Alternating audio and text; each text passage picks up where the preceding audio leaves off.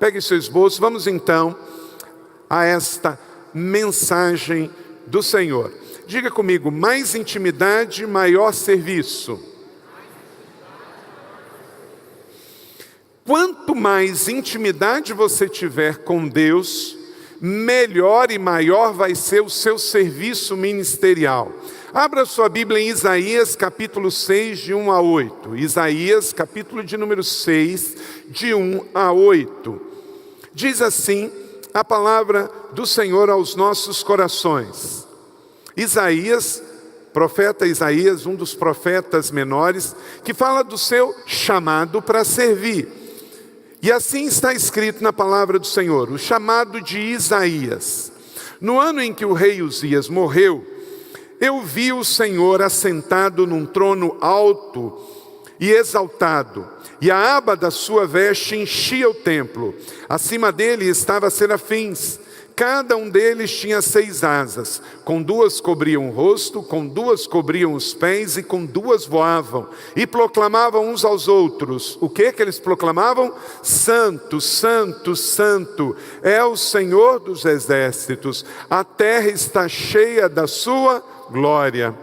Ao som das suas vozes, os batentes das portas tremeram, e o templo ficou cheio de fumaça. Então eu gritei: ai de mim, estou perdido, pois sou um homem de lábios impuros, e vivo no meio de um povo de lábios impuros. Os meus olhos viram o Rei, o Senhor dos exércitos. Logo um dos serafins voou até mim, trazendo uma brasa viva, que havia tirado do altar com uma tenaz. Com ele tocou a minha boca e disse: veja, isso tocou os seus lábios.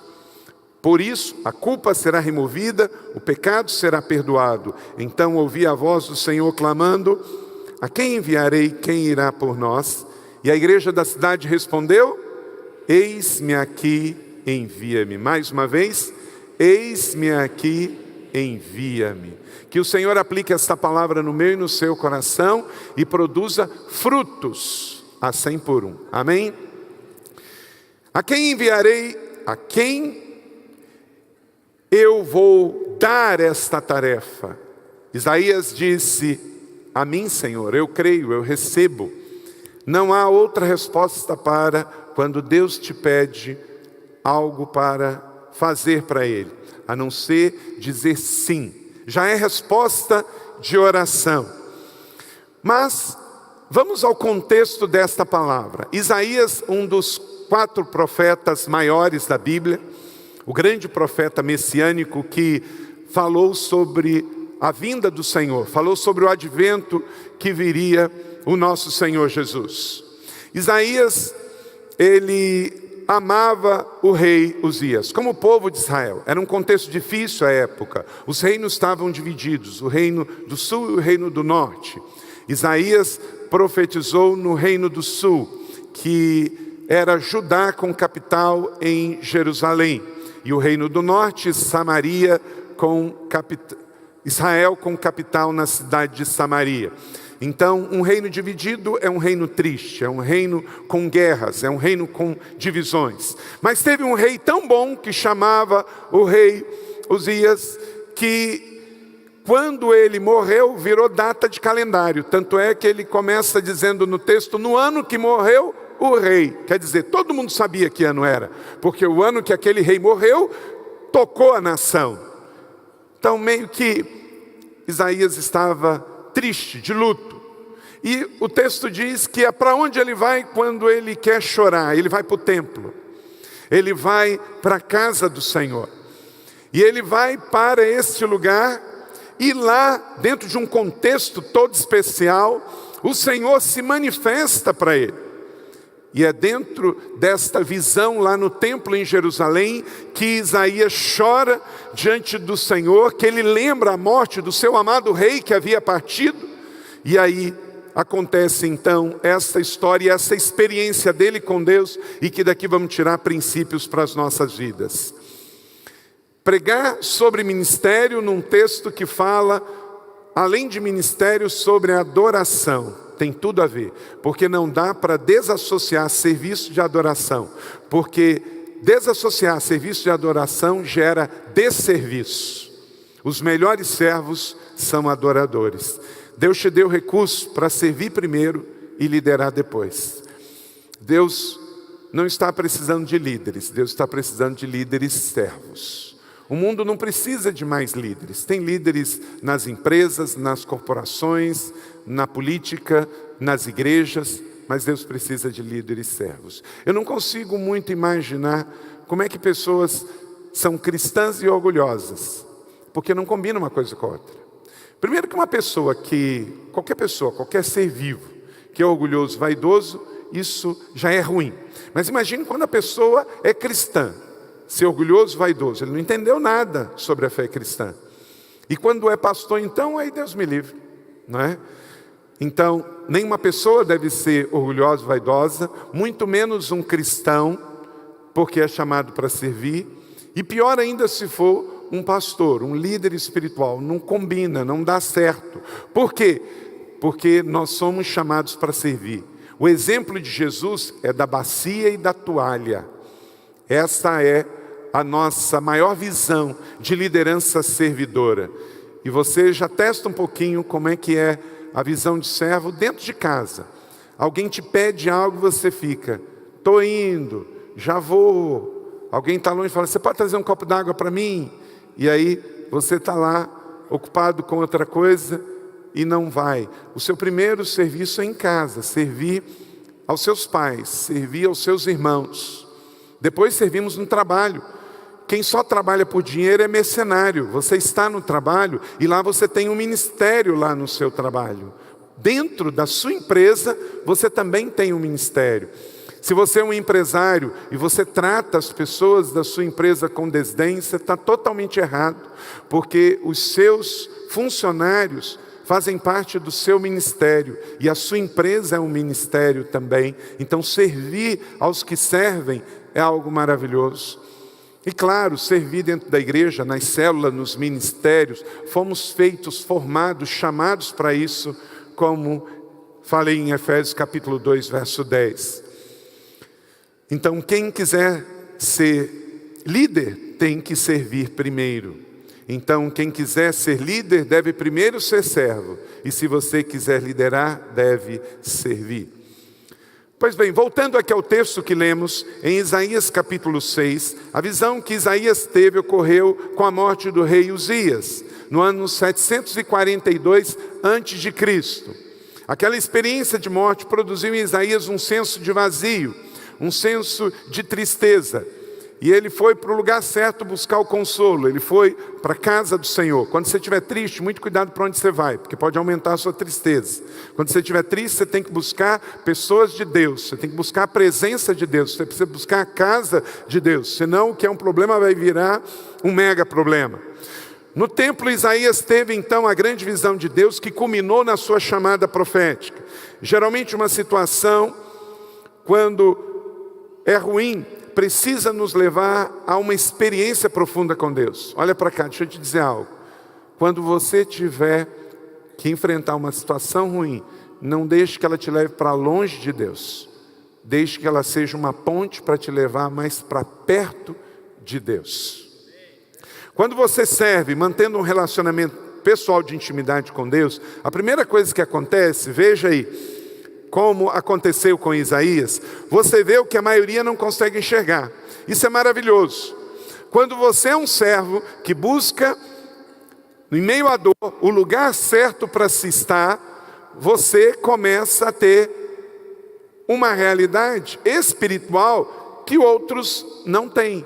Você começa a ver o que o homem natural não vê, começa a enxergar o que outros não veem. Verso 2 e 3.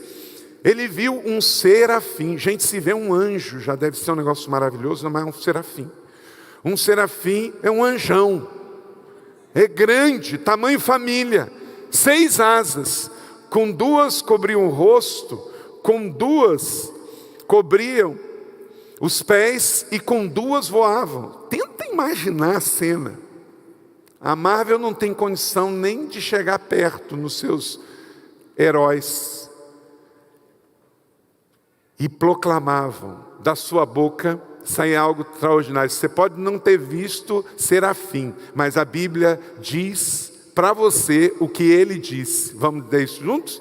Santo, santo, santo é o Senhor dos exércitos. A terra inteira está cheia da sua glória. Aleluia. Então você não viu ainda um serafim. Talvez tenha visto, depois fala para mim.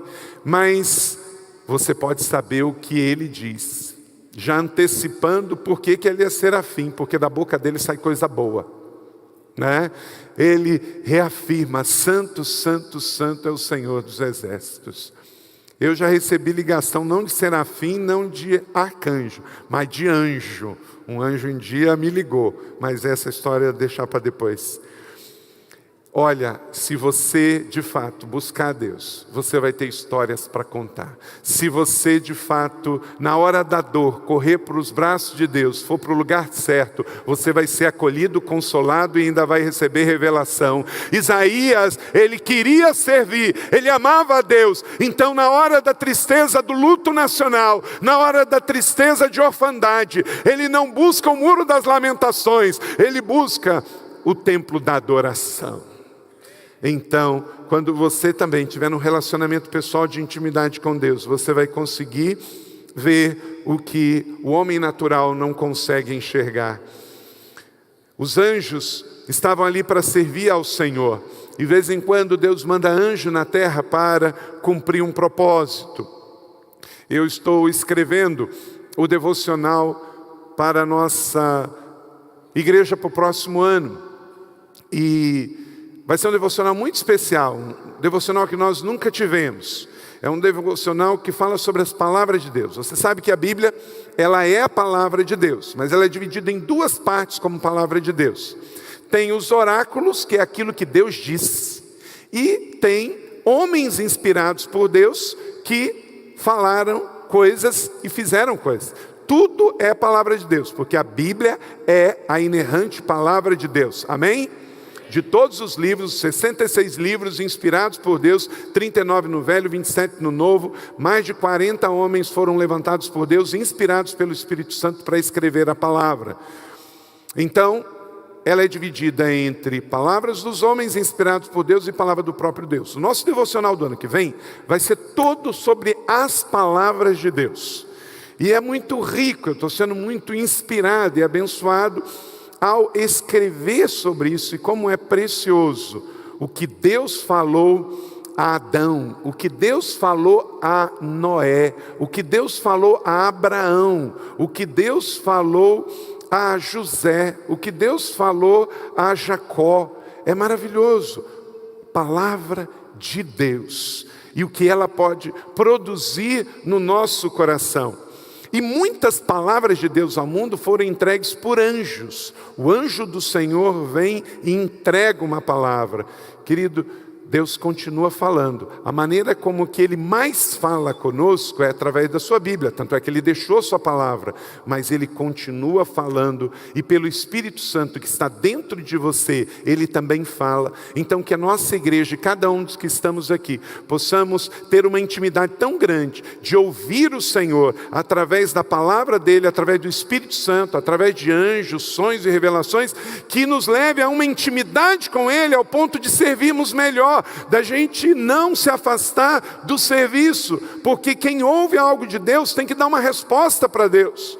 Até agora, de todas as palavras de Deus que eu recebi na Bíblia para poder escrever o devocional, nenhuma foi para o entretenimento do homem, sempre está direcionada a algo que Deus quer fazer no homem, para que ele faça alguma coisa para transformar realidades na terra. Então, você não é um fim, você é um canal. Deus não faz as coisas girar em torno de você, em torno de mim. Eu tenho que ouvi-lo para discernir e obedecer. Então que Deus nos aguce a nossa sensibilidade para estarmos, então, servindo melhor. A ideia básica do que aqueles serafins falaram é de santidade. Isaías precisava estar santo para o ministério que Deus queria com ele. A ideia básica de santidade é separação. Deus está separando você para uma obra e Ele quer santidade e fidelidade. Isaías chama o nosso Deus de o Santo de Israel. Isaías 1,4. A nação pecadora, povo carregado de iniquidade, abandonaram o Senhor, desprezaram o Santo de Israel e o rejeitaram. Então que o nosso amor pelo Santo de Israel aumente cada vez mais, porque quanto mais amarmos a Deus, mais vamos servir ao próximo. Não foi isso que Jesus, quando restituiu o ministério de Pedro lá na Galileia, depois da ressurreição, ele chega para Pedro, aquele quem negou Jesus: Pedro, você me ama? Amo, Senhor. Então, sirva as minhas ovelhas. Você me ama? Amo, então sirva. Ama? Amo, então sirva. 3 vezes, da mesma maneira: santo, santo, santo é o Senhor. Pedro recebe de Jesus: Pedro, você me ama? Pedro, você me ama? Pedro, você me ama? Sim, então me sirva, me sirva, me sirva, porque você não pode amar sem servir. O resultado direto do amor é o serviço. Então você não pode se isolar: eu vou sair da igreja porque ninguém fez o que eu queria. Você não entendeu nada da vida cristã. Porque para você dar uma resposta de serviço, você tem que amar a Deus. E quem está apaixonado por Deus não fica tão fresco com qualquer palavra que acontece dos outros. Amém? Que o Shekinah de Deus se manifeste sobre nós. O termo glória de Deus vem da palavra hebraica Shekinah, uma palavra que descreve refulgente, magnitude, manifestação divina. Foi isso que Isaías viu aqui nesse texto.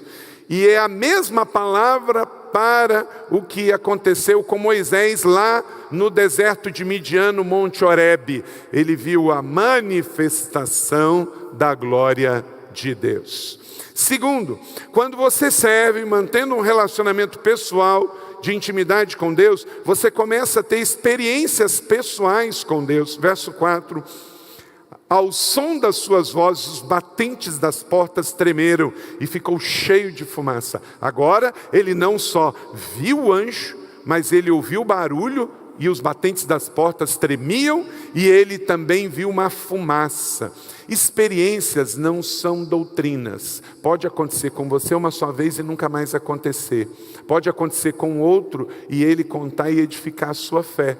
Então uma experiência não é uma doutrina. Você não escreve um livro doutrinário porque você teve uma experiência com Deus. Mas a experiência nos alimenta, nos abençoa, nos motiva. Quem aqui já teve uma experiência sobrenatural com Deus em alguma coisa? Você viu, você ouviu, você sentiu um cheiro, você sentiu algo. Foi algo sobrenatural que aconteceu talvez uma vez só. Levanta a mão. Então, olha quantas testemunhas. Deus fez no passado, Deus continua fazendo. Você não bota Deus numa caixa e diz: agora Ele vai fazer de novo. Não, Deus é vento, Deus é Espírito. Ele se revela, mas Ele quer que você tenha experiências com Ele. Ele quer que eu tenha experiência, e essas experiências nos levem mais para perto dEle ainda. Em Apocalipse capítulo 1, 10 a 17, João, o discípulo amado, quando preso e exilado lá na ilha de Pátimo, ele teve uma experiência com Deus, com uma visão, e por isso temos o livro do Apocalipse. No dia do Senhor, achei-me no Espírito, e ouvi por detrás de mim uma voz forte, como de uma trombeta, que dizia: escreve num livro. E aí por aí vai, depois você lê do 10 até o 17, a descrição do que ele viu. Uma voz, ele ouviu uma voz, ele viu algo sobrenatural e Deus revelou para ele. Nós não temos muitas coisas no Apocalipse como doutrinária, são experiências da revelação sobre o futuro, mas elas são escrituras inspiradas por Deus para nos falar sobre o futuro, para nos falar sobre a nossa fé no presente de um Deus que se move no sobrenatural. Então que nós também possamos ter experiências de ver a glória do Senhor. Terceiro, quando você serve, mantendo um relacionamento pessoal e de intimidade com Deus, você amplia a prática do princípio da humildade. Porque você vê a grandeza de Deus, então você vê a sua pequenez. Verso de número 5. Então eu gritei: ai de mim, eu estou perdido. Porque na verdade, sabe o que ele pensou? Ele falou: morri, acabou, daqui eu não saio mais. Foi tão grande o que ele viu, tão poderoso, que ele falou: não sai daqui vivo. Porque a grandeza de Deus, a santidade de Deus achatou a pequenez dele e disse: eu vou morrer, Porque eu sou um homem pecador, eu vivo no meio de pessoas pecadoras, eu tenho lábios impuros, eu vou morrer. O que é isso, gente? Temor. Por isso que não combina o orgulho e a vaidade, porque a gente vê a grandeza de Deus. Quando a gente mergulha dentro d'água e fica embaixo d'água, o que tem embaixo d'água? Tem uma pressão. Por quê? Dentro d'água não tem ar. Então todo o peso da massa da água fica em cima de quem está lá embaixo. Pode ver que se você soltar um pouquinho de ar, o que acontece? Sobe rapidinho, porque dentro da massa d'água não tem o ar que a gente respira aqui fora. Então sente toda aquela pressão, não é opressão, é pressão, não é? Quando Isaías estava lá no templo, ele sentiu algo assim, era algo que achatava ele, pressionava, ele disse: ai meu Deus, o que eu estou fazendo aqui? Não é? Então esse espírito e esse temor tem que estar em nós quando estamos no serviço cristão. Olha o que eu estou fazendo, olha o que Deus está manifestando, é algo muito grande, é muito poderoso, é tremendo. Não veja as coisas sagradas de Deus como qualquer coisa. Nós estamos aí fora vendo o que? O mundo é como ele falou, a situação que estava o reino de Judá à época. Os homens profanaram a palavra de Deus, profanaram as coisas do Senhor, já nos dias de Isaías. E hoje o que nós estamos vendo é a mesma coisa. As pessoas estão profanando tudo que é sagrado. A Bíblia, a igreja, a fé, a sexualidade, a família. Então tudo que Deus fez de um jeito, santificou e diz: olha, isso aqui é para o bem da humanidade. O homem sem Jesus, ele o quê? Ele ridiculariza, ele despreza. Como que purificamos o ambiente? Você combate o mal com o bem. Então, enquanto tem gente denegrindo o que Deus fez, nós levantamos um louvor, porque o louvor purifica. Talvez você não entendeu também a função do louvor no mundo, a adoração. Enquanto nós estamos aqui dizendo: louvado seja o nome do Senhor, com hinos, com cânticos, adorando em alegria, o que nós estamos fazendo no mundo espiritual? Nós estamos colocando o que é bom para eliminar o que é ruim. Quando Deus enviou o anjo dele e falou: destrua Sodoma e Gomorra, foi por quê? Porque ela tinha uma atmosfera de tanto pecado de prostituição era tão grande, que você conhece a história. Os moradores da cidade queriam que os anjos que estavam na casa de Ló saíssem para eles terem relações. Doideira! Então, aquela atmosfera de pecado daquela cidade subiu até Deus. Deus falou assim: chega, eu tenho que destruir essa cidade. Mas Abraão sabia que o seu sobrinho morava lá, então ele tentou falar: não vai. Aí ele começa a conversar com Deus. Se tem 50, se tem 45, se tem 40, se tem 30. Ele queria de todo jeito, com seu grande coração, impedir que a cidade fosse destruída. Mas na verdade Deus sabia que só tinha um justo lá. Era o seu sobrinho Ló e a sua família. O resto da cidade estava terrível. A adoração que o cristão levanta, o louvor, a oração, ela mina, ela contrapõe, ela é como um antídoto contra o mal que está sendo feito no mundo. Neste exato momento, enquanto nós estamos adorando aqui, tem gente no tráfico, tem gente planejando assassinato, tem gente planejando assalto, drogas e prostituição. Mas nós estamos aqui para adorar o nome do Senhor, para orar, para bendizer, para dizer que todos os planos do inimigo que estão sendo levantados neste instante, nesta cidade, estão por terra em nome de Jesus. Nós estamos aqui para dizer que o bem triunfará, que Jesus triunfará, que o Senhor é santo, santo, santo, e diante dele toda a terra treme. Aleluia! Aleluia! Nós estamos aqui para ser um ponto contrário. Olha o que Isaías olha e ele vê um anjo, um serafim dizendo: santo, santo, santo. O que ele diz? A terra está cheia de calamidade, A terra está cheia de problemas? Não, ele diz que a terra está cheia de oportunidades. A terra está cheia da glória do Senhor. Então, querido, se você é daqueles que só vê problema, está na hora de você mudar o seu óculos. Você tem que olhar mais o Senhor, porque olhando o Senhor, você vai ver a beleza do Senhor, vai ver a glória, o poder e a majestade. E aí você vai ver que o mundo está cheio da glória de Deus. Tem pessoas neste momento se perdoando, tem pessoas evangelizando, tem igreja cheia. Amanhã você vai estar na sua empresa fazendo diferença. Amanhã você vai estar orando. Então eu não posso dizer que o mundo está cheio só de tranqueiras. Não, eu prefiro fazer coro com os anjos que visitaram o templo no ano que morreu o rei Uzias, e eles disseram: santo, santo, santo é o Senhor, a terra está cheia da sua glória. Quem só vê problema e reclamação no mundo está fazendo coro com o diabo. Quem vê oportunidades e vê a glória de Deus se espalhando, quer inspirar vidas, quem quer plantar igrejas, quem quer reconciliar os povos, quem quer abençoar o sertão, quer ver o Nordeste radiante, quer ver o sol da justiça brilhando na vida de pessoas que estão presas no tráfico, nas drogas. Você está vendo os anjos do Senhor, está fazendo coro com aquilo que Deus manda o anjo falar. Amém? Então, que você amplie a sua humildade pela grandeza do Senhor. Eu gritei: ai de mim, eu estou perdido. No passado, as grandes catedrais, elas tinham um princípio que era muito bacana.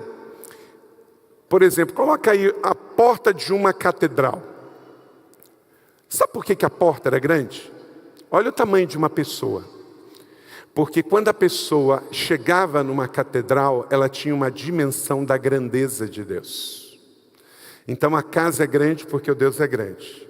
Agora é claro, com o passar do tempo, se nessas catedrais não tiver louvor, adoração, não tiver palavra, não tiver fervor, as pessoas não vão só por causa do prédio, senão acaba acontecendo como na Europa. Muita gente vai em catedrais porque virou museu, tem que pagar inclusive para entrar. Mas a ideia inicial foi boa, não é? Eu chego, eu vejo a grandeza. Então, o homem é pequeno e grande é o Senhor. A magnitude, a beleza, a grandiosidade, tudo isso apontando que eu sou pequeno, mas meu Deus é grande. Por isso Jesus disse: não importa o tamanho da sua fé, ela pode ser do tamanho de um grão de mostarda, mas eu vou colocar no Deus que é certo, que é grande. Então não importa que a minha fé é pequena, o importante é que grande é o Senhor e digno de ser louvado. Então todo orgulho, toda vaidade, na hora que seu marido vier com um orgulho, dá uma cutucada nele e fala assim: olha o seu tamanho, rapaz, olha o tamanho de Deus.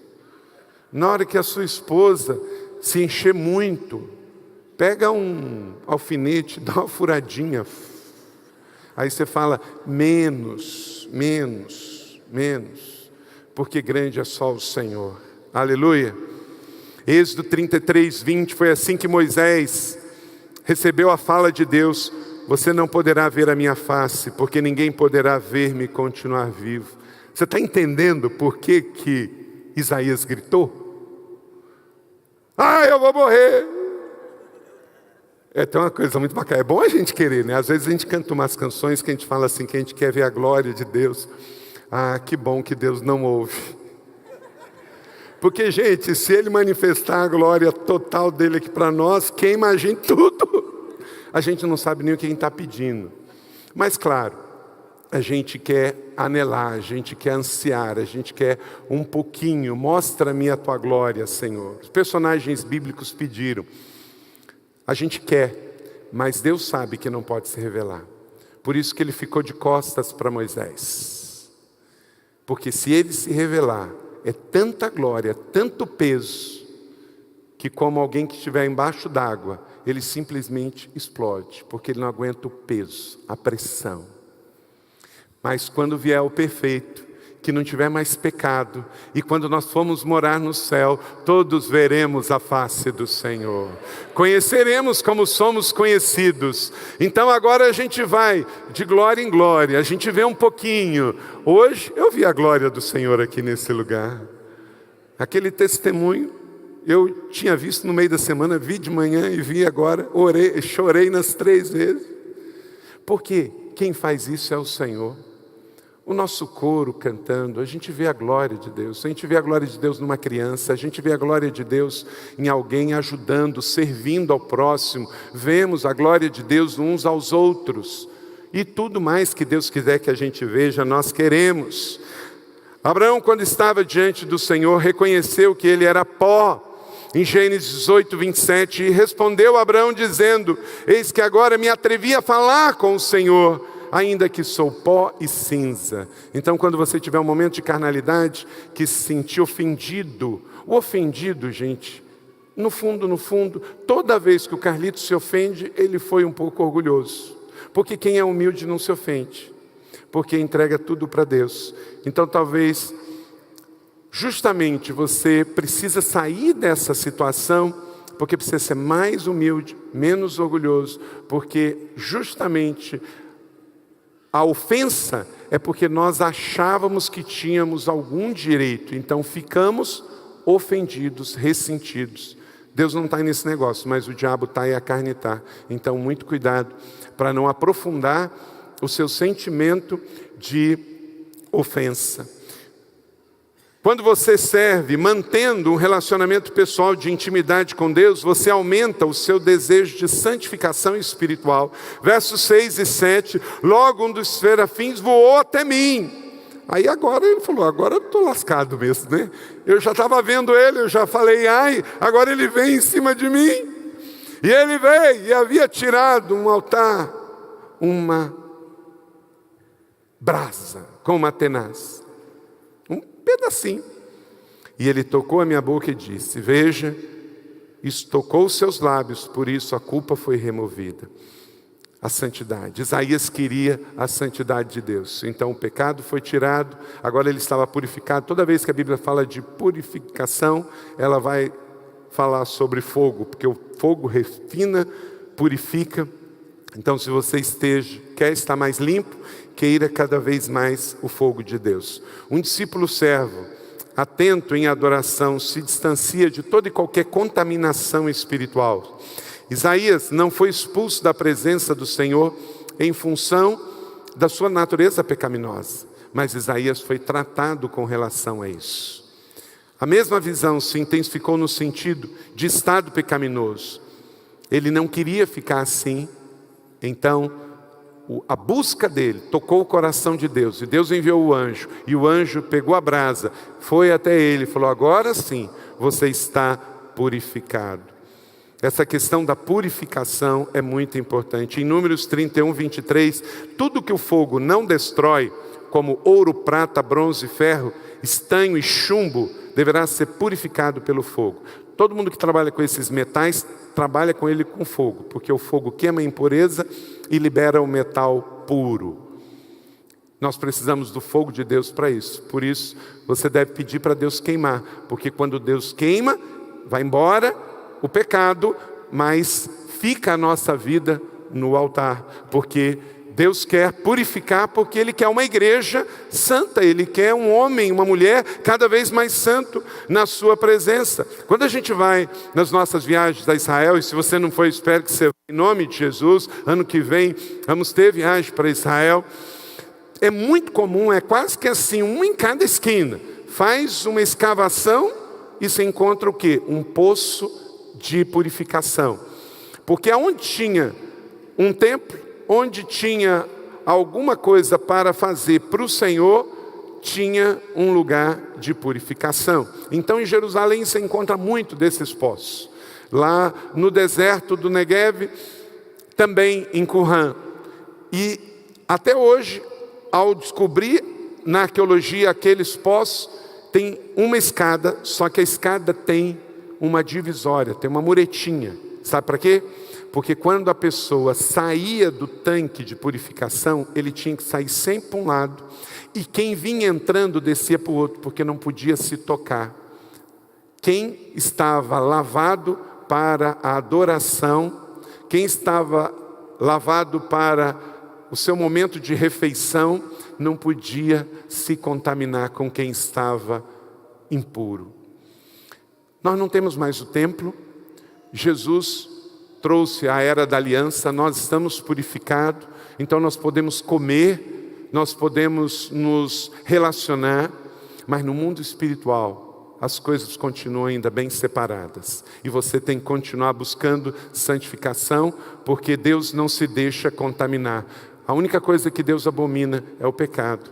Então, que em nome de Jesus, a gente também busque estar em santidade diante dele para servir melhor, porque quanto mais íntimo, melhor vamos servir. Quanto mais íntimo, melhor queremos adorar. E aí vamos então poder adorar em espírito e em verdade. Vamos deixar purificar pelo fogo de Deus.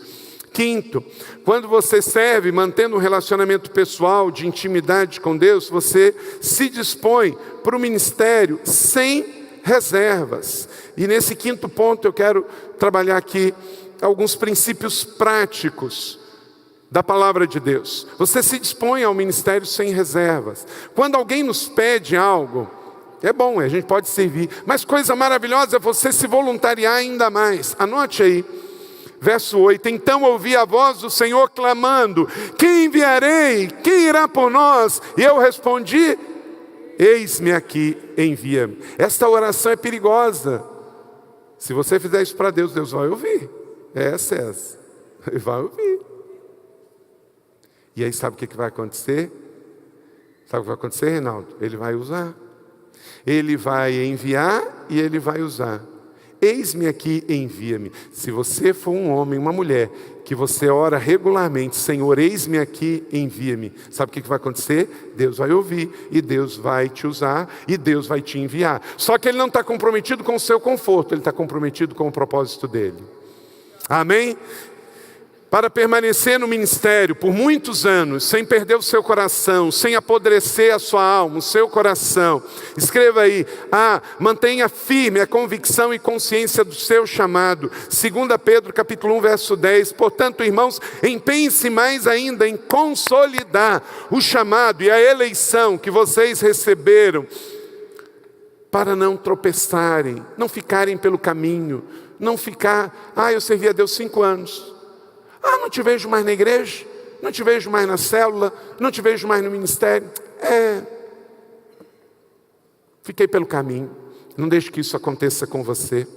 B, guarde sempre o seu coração. Guarda mesmo, proteja, porque ele é um alvo para Satanás.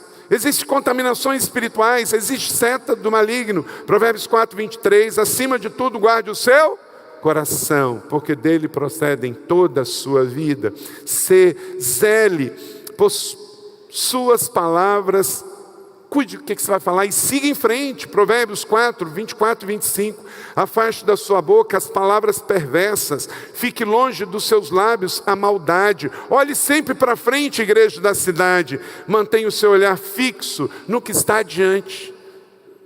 Muitas vezes o que nos impede de olhar para frente é uma visão voltada para o passado. Olha para cá, o pior lugar para você morar é no passado. Tem muita gente presa no passado porque o passado foi bom demais. Tem muita gente presa no passado porque o passado foi ruim demais. E com isso você trava no presente e não olha para diante. Liberte-se do seu passado em nome de Jesus de Nazaré. O que você sofreu, o que você fez, o que fizeram, o que deu errado, o que deu certo, passou. Olhe agora para frente, olha para diante. Os seus melhores anos em Jesus não passaram, os seus melhores anos em Jesus estão por vir. Aleluia, o passado é só uma referência, mas há uma história linda. Quando a gente dirige um carro, tem um para-brisa desse tamanho e tem um retrovisor desse tamanho. É para olhar para onde? Para o para-brisa, para frente.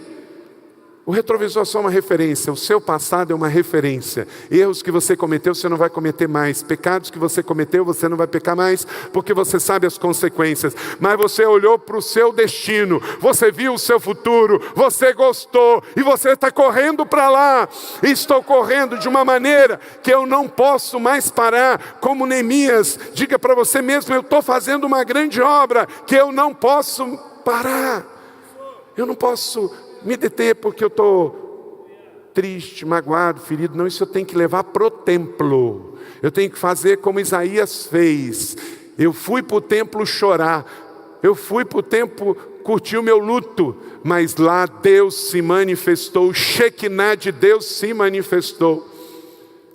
Deus sempre vai estar onde você o deixou.